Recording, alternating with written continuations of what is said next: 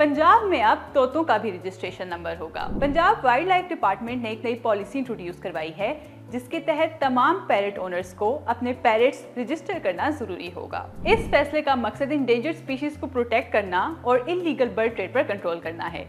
इन नए कवानीन के तहत हर पैरेट को 1000 रुपए देकर रजिस्टर किया जाएगा, चाहे वो किसी घर में मौजूद हो या किसी दुकान पर हो या किसी ब्रीडर के पास हो।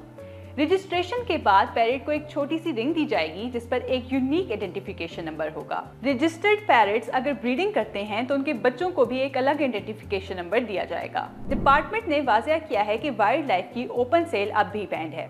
सिर्फ रजिस्टर्ड ब्रीडर्स और लाइसेंस्ड डीलर्स को इजाजत होगी, जबकि इलीगल ट्रांजैक्शंस अब भी प्रोहिबिटेड हैं।